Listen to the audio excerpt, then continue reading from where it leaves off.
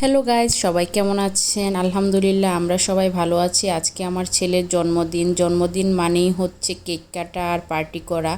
কিন্তু আমি আমার ছেলেকে ছোটোবেলা থেকে একটু আলাদাভাবে বড় করতে চাই, যে জন্মদিন মানেই হচ্ছে হই হুল্লোড় আর পার্টি না, যাতে জন্মদিনটা একটু স্পেশালভাবে বা বিশেষভাবে তাদের জন্য আয়োজন করা হয়, যারা একবেলা খাবারটা খেতে কষ্ট হয়ে যায়, খাবার অ্যারেঞ্জটা করতে কষ্ট হয়ে যায়। আমরা নর্মালি আসলে তাদেরকে জন্মদিনে বা বিশেষ দিনগুলোতে দাওয়াত দিয়ে খাওয়াই, যাদের কাছে একবেলা কেন 10 বেলার খাবারও অ্যারেঞ্জ করা খুব একটা কষ্টকর না বা খুব একটা সমস্যা না তাদের।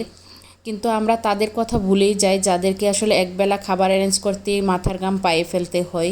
আমি আজকে আসলে খুবই অল্প স্বল্প করে, খুবই সামান্য মতো আমার সামর্থ্যের মধ্যে আমি আমার চেষ্টা করেছি যে আমার ছেলের জন্মদিনে তাদের জন্য একটু খাবারের আয়োজন করতে, অন্ততপক্ষে একবেলা যেন তারা একটু ভালো খেতে পারে সেই ব্যবস্থা করেছি।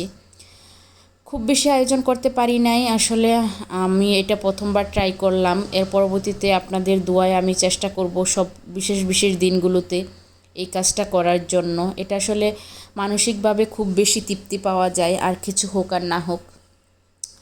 আমরা আজকে বাসায় একটু আয়োজন করেছি খিচুড়ি আর মাংস, সাথে ডিম। এগুলো আমি দিয়ে দিব কিছু গরিব মানুষদেরকে, যারা একবেলার খাবারটা জোগাড় করতে অনেক কষ্ট করেও তারা খুব একটা ভালো যে খেতে পারে তা কিন্তু নয়। তাদের জন্য আসলে এই আয়োজন করা। আর এই যে দেখেন, 2 পিচ্চি মিলে তো বিরক্ত করতেছে। আমাদের প্যাকেটিং শেষ হয়ে গেছে, আমরা ব্যাগে ভরে নিয়েছি, আমরা এখন বাজারে চলেও আসছি।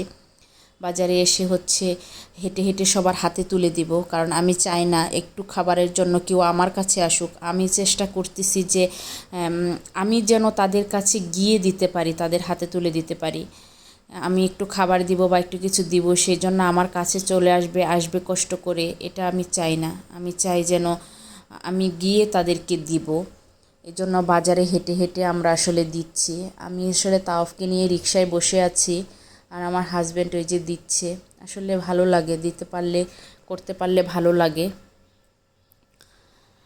আর এই যে রোদের মধ্যে আসলে মানুষজন কত কষ্ট করে একটু খাবারের জন্য, এই যে বয়স্ক মানুষগুলো আসলে একটা সময় তারা কত আরামায়েশে কাটায় বা ভালো সময় কাটায়।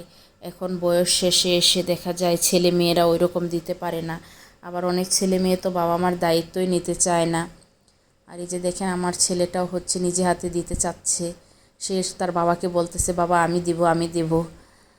তাই একে পাঠিয়ে দিলাম যে দাও, তুমি নিজে হাতে দাও।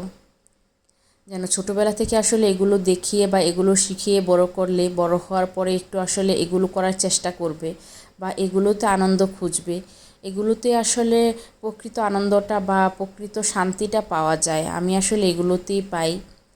আর আমি ছোটোবেলা থেকে আমার ফ্যামিলিকে এভাবেই দেখিয়ে এসেছি। খুব একটা সামর্থ্য না থাকলেও যতটুকু সামর্থ্য থাকে অতটুকুর মধ্যে সবাইকে দেওয়ার চেষ্টা করে, খাওয়ানোর চেষ্টা করে।